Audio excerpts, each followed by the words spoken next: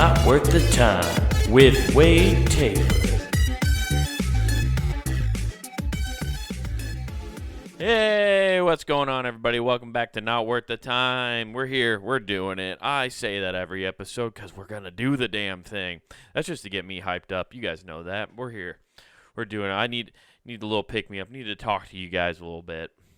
You know, by talk to you, I mean talk to myself in a room by myself, rambling incoherently. I don't remember half the shit I say at the end of most of these podcasts, if I'm being 100% honest.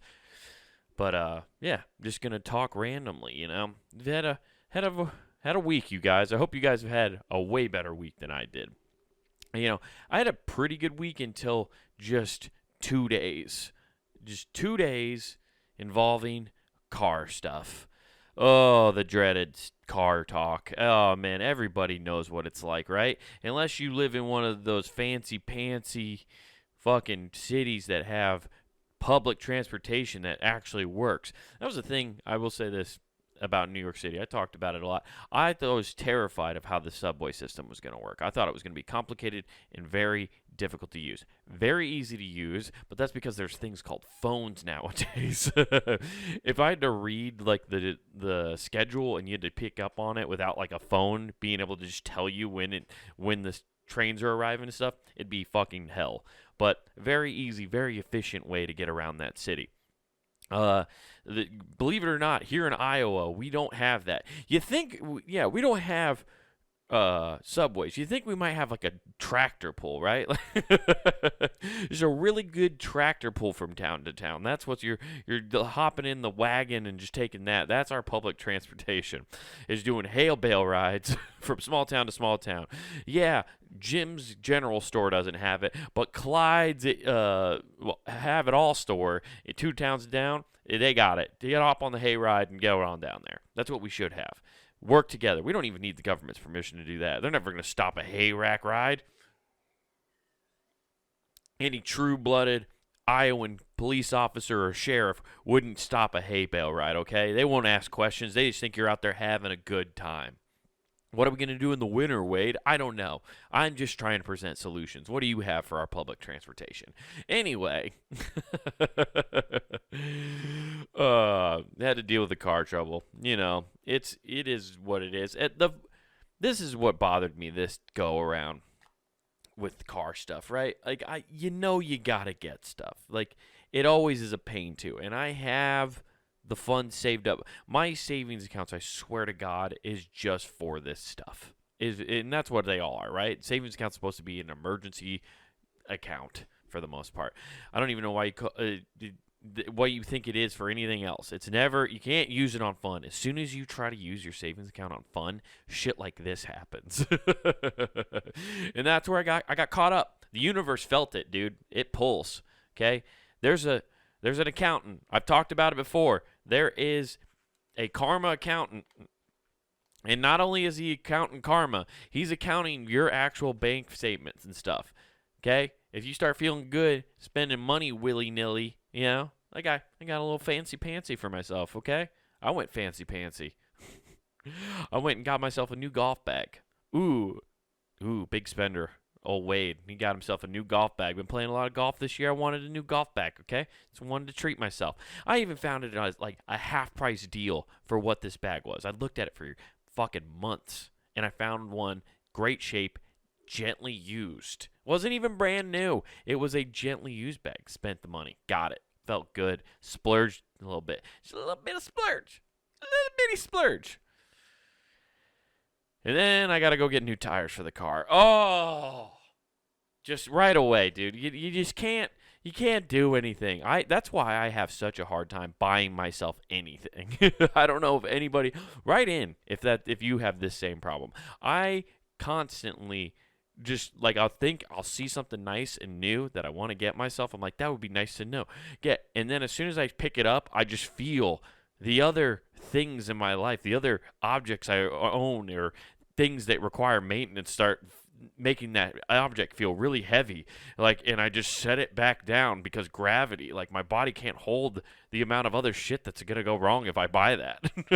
I can just sense it. It's like that's so Raven. I enter into my eyeball, I can see like, it's gonna cost you a new serpentine belt, and I'm like, oh, I can't possibly buy this PS5 right now. Every time, dude, the karma accountant will come for you. And it'll go, oh, you're out there splurging? You're having a good time? You think and you need new shoes for your car. I call tires shoes, by the way. My Scotty Camry needed a new fucking pair of kicks. So, definitely had to buy new tires. And, I was expecting that. That's honestly not what really kicked me in the dick, right? I expected the new tires. I was forewarned about them. I actually had a plan in place for these. That's why I thought I could get the bag. I could get the new golf bag because I had strategically planned for this. I was like, okay, I know my budget. I know what's probably going to cost me, and I'm going to do that. I got this. Perfect. That's what's up. And I go, get the tires done, set up my appointment, all good, get them all done. Car rides smooth as hell right now. That's the other thing that always gets you with your car stuff, right? You always sit there and think, man, do I really want to get new tires? Is it going to be that big? I mean, they're saying they're bald. They look fine. I see a groove. Like, if I hit a patch of ice, I could catch it with that groove. There's enough groove there to catch the ice, right? But it's good. You got to get new tires, especially where I live. New tires are a must once the winter season's coming, okay? Always get your tires. This is a grown man advice, grown man talk. Get new tires around October, November, dude. Right before the winter season, you're set, dude. You're going to be sitting pretty, okay? You're not going to have to worry about it. You're gonna have traction. You're going to have great traction with those new tires. And I get the tires done. I was totally paying. And what was nice is they actually came in under budget, right? Perfect. I was like, awesome. I'm so pumped about that. Like, even more excited now because, like, I'm like, cool. Like, the bag then is like, whatever. That didn't affect it. I finally skirted it. I fucking sidestepped it. I just did a nice little juke move on the karma accountant. And was like, hell yeah, dude. I got the new bag and new tires. I'm set. I'm doing well. And then I leave the dealership where I got my tires. And I know some of you are like, you go to the dealership to get your car. I do because I know it gets done right, okay? I've had too many bad experiences taking to third-party shops, okay? I don't need to get into it. It's a sensitive subject. But I can't do it anymore. After what's happened the last couple times I've gone to a third party, I won't do it. I'll just take it to the dealership. I'll pay a little extra, and I know I get the right parts, and I can go scream at somebody if something blows up. It's not some backyard mechanic who turns out, like, I go there, and they're like, there's never been a Dave who's worked here. I was like, are you telling me a fucking ghost worked on my car and now I don't have a carburetor or are you saying my catalytic converter disappeared out of nowhere and there was never a Dave who worked here?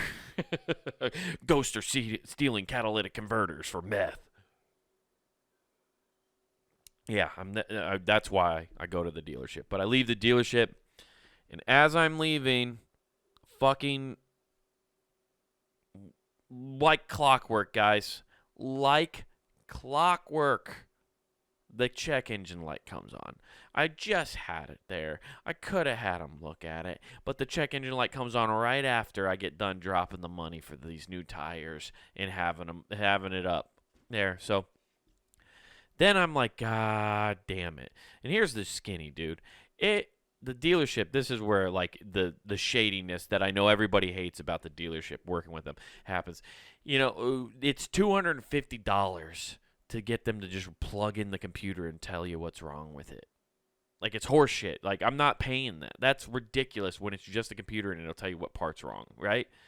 That's why you guys got to go to, like, AutoZone, O'Reilly's, or, like, Napa. Like, those guys will just do that for free if you buy the parts from them.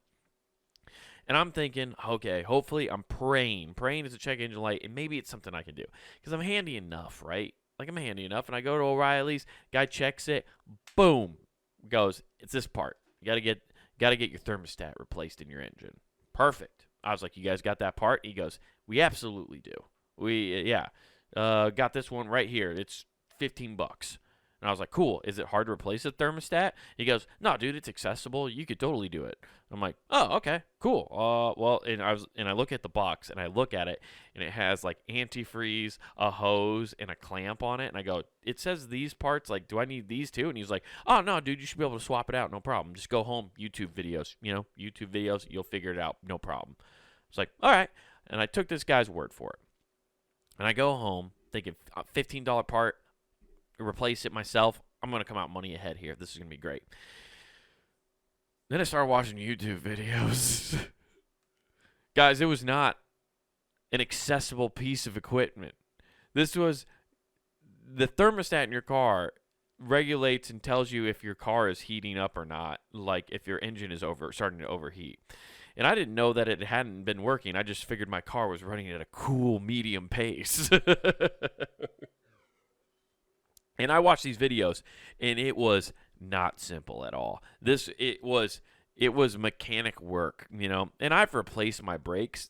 Doing brakes isn't that bad. I could do my own brakes. I don't have a problem with doing that. Having to drain your entire car of antifreeze, and then having to reinstall a new hose and take apart. I saw some, and I couldn't find one. You never can find a video on YouTube. If you ever looked up car stuff, you can never find your exact make and model. You always find that a year or two earlier or the newest car. For some reason, whatever year you're driving, you're never going to find this specific video for that. So I was watching ones where it was showing the alternator was on top and you had to take out the alternator completely in order to access this. And I was like, oh no.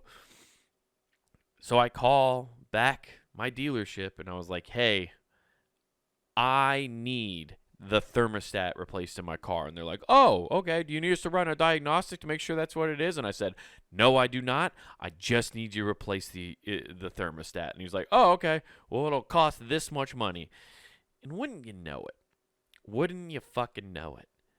I had the original budget. I was just totally accepted that I was going to pay for the tires and all that stuff. Totally, that's what I had the budget, what I was going to pay. And lo and behold, the new thermostat with the new tires came out to be exactly what I was going to pay. Actually, it was a little bit more. It's like your car knows, you guys. Your car knows what your budget is. If you need new shit fit, if you need new tires or rims, or if you need car work done or whatever, your car somehow knows what you were gonna be willing to spend, and it always tacks on a couple $100 more just to be like, what are you gonna do? You need it. You need it, don't you? You got to go to work, don't you? You need this vehicle to work in order to go to your job, in order to pay for this. So you're going to pay a couple extra $100. It's a greedy rich kid your car can be, dude. It's weird, and I don't understand how it knows. Okay? It's infuriating. But that's what I get for buying a new golf bag. I'm telling you, I gotta stop treating myself, because then that's when this shit happens. I'm only allowed to get things if they're under $20 for myself. That's what I'm allowed to do. Otherwise, if I overspend, then my car goes, oh, you're buying yourself something new? I might as well get something new myself. And then my car makes me take care of it. It's like, God damn it. But we're here. It's running great now. Everything's fine.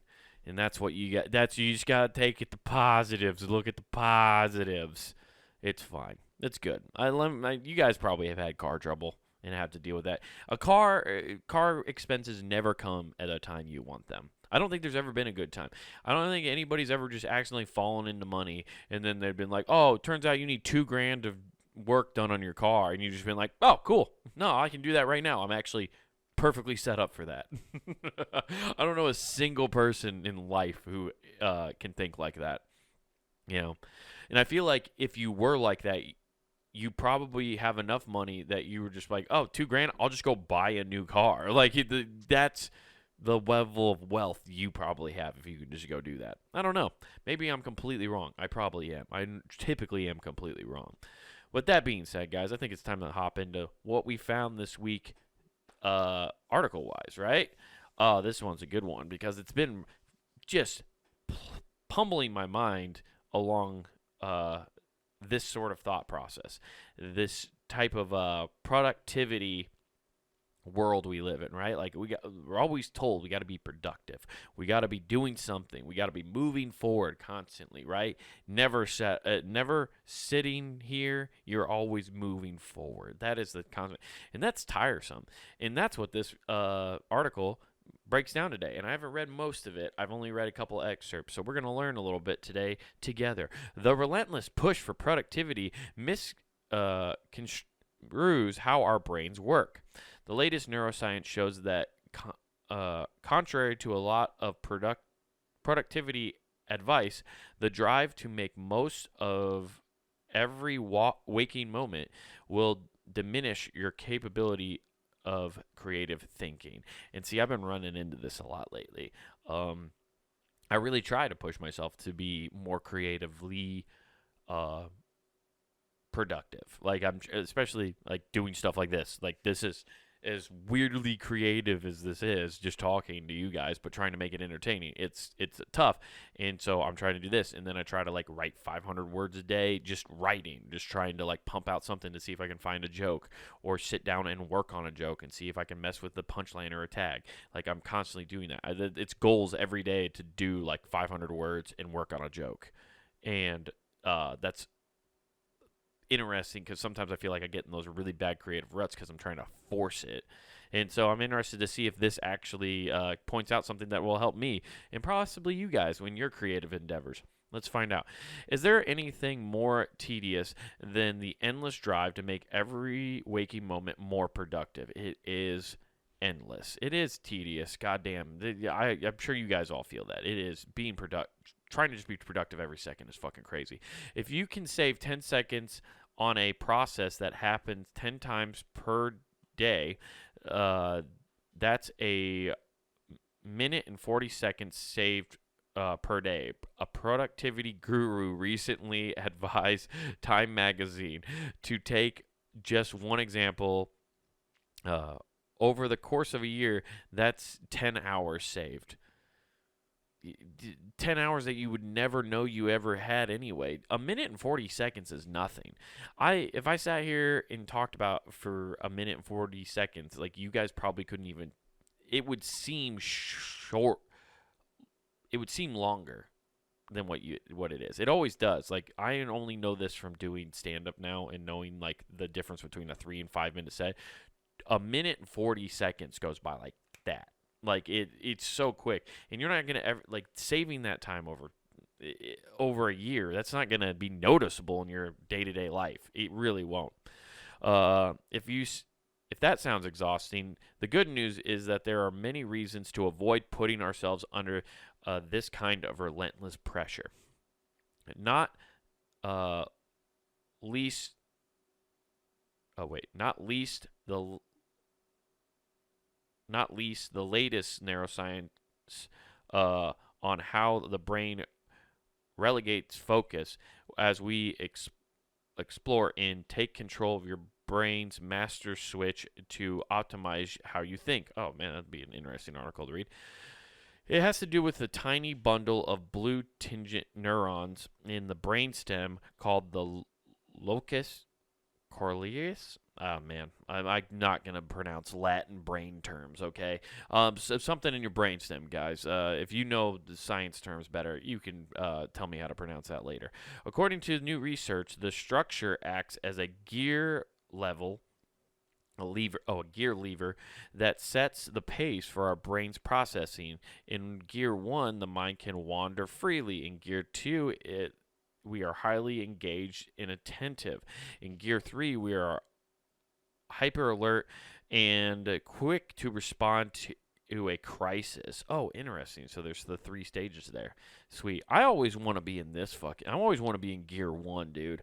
I love being in that gear, dude. Just being in the letting my mind wander freely, and then I stumble into gear 2 where I stumble into something that engages me, and then I just start having a good time. I was doing that the other day. I just needed to do something fun and just completely carefree. I grabbed my baseball mitt and just went in my yard and started throwing myself pop ups like I was 8 years old again. Dude, so much fun. Underrated. Doing something that you would do at you were 6 and 7. Okay, just go out in your yard. Let your neighbors stare at you, dude. I was having fun. They were probably like, "What the fuck is he doing?" I was enjoying myself, enjoying a nice day outside while my dog was on the leash, just hanging out in the yard, and I was throwing pop ups. Fantastic. Letting my mind wander. Came up with a few tags out in the grass because I'm thinking about other stuff. Fantastic. Can't recommend it enough. Throwing yourself pop ups. 10 out of 10. What what various experiments have now shown is that moderate locus coeruleus activity, gear 2, is the optimal state for many types of cognitive activity. It increases our concentration while by also allowing for kind of thinking that is necessary for problem solving. Gear 3 may be useful when we are facing an emergency, but reduces our capability of thinking analytically and creatively.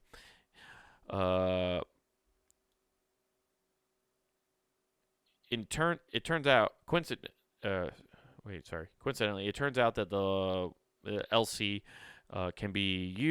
it can easily be tipped into third gear whenever we are under pressure.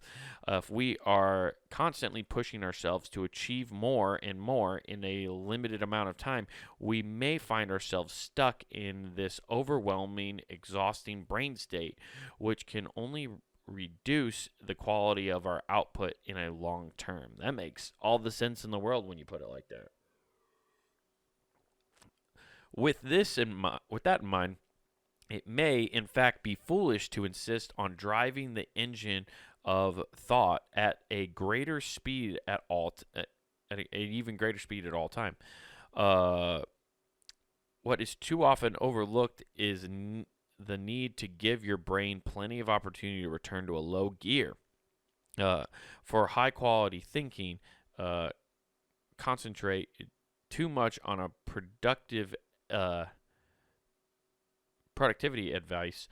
Downtime may be the product of as productive as uptime. God, I could not finish that last sentence, but that makes all the sense in the world. You hear that a lot from like famous writers. That's a very common thing where they would talk about the downtime between writing. They would write a lot of stuff and then they'd go on a walk, and you completely shift your brain down because then you can get it into, you're not hyper focused on what you're working on or trying to push yourself into writing.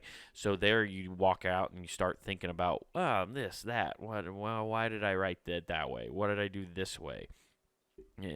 You have to step away. And I think that's a very important thing. You have to be able to just sit down and sometimes just think about what you're working on if you're trying to do something creative like that. I know. It's stuff we've all been told a billion times. Is just to like sleep on it or just like step away from whatever you're working on. I do that a lot. I've been trying to do it more. As soon as I start seeing like a problem where I have to figure out a solution to something, I will stare at it for a little bit, try to gather the information as much as possible, and then just go walk away and go on a walk and try not to think about it. And then randomly, boom, right in the back of my head, it's been solved because the one part of my subconscious is always in third gear, baby. It's in hyper. It was in hyper focus mode, but I was thinking about alligators having soup. That's the weird shit I try to think about when I'm trying to turn my brain off. Is I just put weird situations going on. It's fun. It's a good time. Like I was just thinking about how much funnier it would be if doctors instead of calling it constipation, called it bum block. That's what I think about all day, every day, is dumb shit like that. And that's how I solve problems, is by thinking about something completely unhinged and letting the back half of my brain subconsciously come up with a solution. It's worked so far. It's worked for 33 years somehow and gotten me this far. I don't know how. It doesn't make any sense. But you know what does make sense, guys? Punninggame.com. That's right. Punninggame.com is where you can find great shows like this one you're listening to right now and other great shows like Who Gives a F with myself and my older brother Nathan. So go check that out.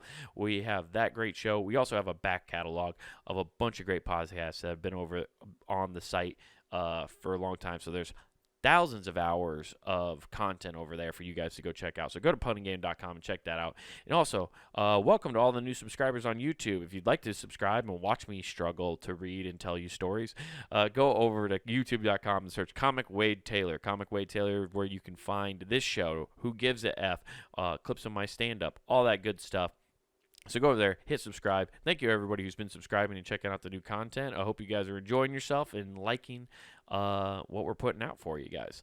And then, guys, if you really want to support this show or the website, go over to the Punning Game shop at punninggame.com, where you can find t-shirts, hoodies, mugs, stickers, all sorts of cool stuff for you guys to help represent your favorite shows here at punninggame.com. And don't forget to use promo code NWTPOD. That's NWT Pod, and they get you free shipping at checkout, you guys.